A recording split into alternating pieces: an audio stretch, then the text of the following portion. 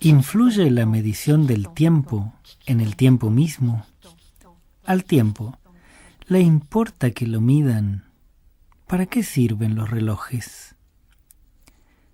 Durante el siglo XVI, el Papa Gregorio XIII, que reinó desde el 1572 hasta el 1585, reunió a los mejores astrónomos de su época para realizar una reforma del calendario en vigencia, que era el juliano, confeccionado durante el gobierno del emperador Julio César en el siglo I a.C., porque la Iglesia Católica se hallaba en dificultades para determinar sus fechas importantes, como la Semana Santa.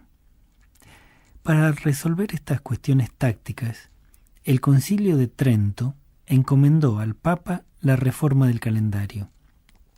Y así fue que en octubre de 1582, Gregorio XIII descontó 10 días al calendario para restaurar el equinoccio de primavera a la fecha correspondiente. Pero al hacerlo, del jueves 4 de octubre se pasó al viernes 15 de octubre, con lo cual hubo hechos muy curiosos.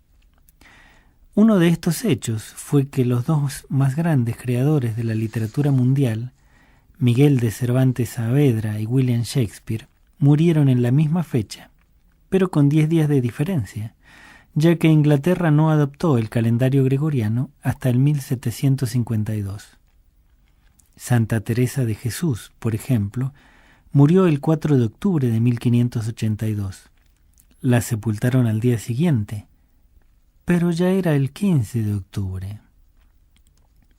En el siglo XIII, en la recta final de la Edad Media, aparecieron los primeros relojes, hechos por herreros y confeccionados de acero. El metal sufría la expansión y contracción de los cambios de temperatura, y por lo tanto adelantaban o atrasaban de 15 a 30 minutos por día. Por supuesto no se trataba de relojes pulsera, sino de inmensas maquinarias con campanas destinadas a los campanarios de las iglesias o a las torres de los castillos. En el siglo XV se inventaron los relojes de manecillas para marcar las horas, y en 1505 el herrero alemán Peter Henlein construyó un reloj mecánico pequeño que antecedió a los primeros relojes de saco, que se montaban en cajas y en lugar de pesas utilizaban resortes, sonaban a cada hora y funcionaban durante unas 40 horas seguidas. La primera revolución relojera se dio en el siglo XVII, cuando el científico holandés Christian Huygens inventó el reloj de péndulo, con el cual alcanzó una exactitud casi equivalente a la de los relojes de sol. El péndulo de Huygens funcionaba movido por la fuerza de gravedad, y la idea ya había sido formulada por Galileo Galilei en 1636, pero el genial astrónomo estaba demasiado viejo y ciego en ese entonces para poder llevarla a la práctica. El primer reloj eléctrico fue inventado en el siglo XIX y se movía mediante un electroimán alimentado por una batería. En 1914, el norteamericano Henry Ellis Warren accionó el primer reloj eléctrico exacto con ayuda de un dispositivo electromotor.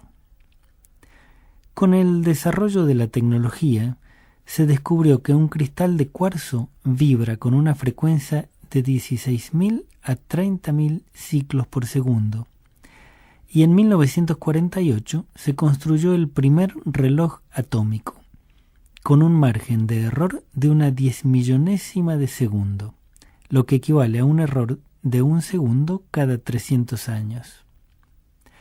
Pero el más sorprendente es el reloj de cesio CS1, construido por los alemanes, que pesa 1 tonelada y que en un año de funcionamiento ha permitido calcular que tiene un error de 1 segundo cada 30 millones de años. Sin embargo, tenemos que preguntarnos, ¿esta exactitud en la medición del tiempo influye en la vida humana? ¿Cambia el tiempo al sentirse medido con tal precisión? ¿Llegamos tarde a una cita de amor o demasiado temprano al dentista desde que se construyó el reloj de Cesio? Para que reflexionemos acerca de esta paradoja, citaré una poesía del francés Jacques Prévert que se llama justamente El tiempo perdido. Ante la puerta de la fábrica, el obrero se detiene de repente. El buen tiempo ha tironeado de su chaqueta. Y no bien se vuelve y mira el sol, muy rojo, muy redondo, sonriente en su cielo de plomo, le hace guiños familiarmente. Di, camarada sol, ¿no te parece una reverenda burrada regalarle un día como este al patrón?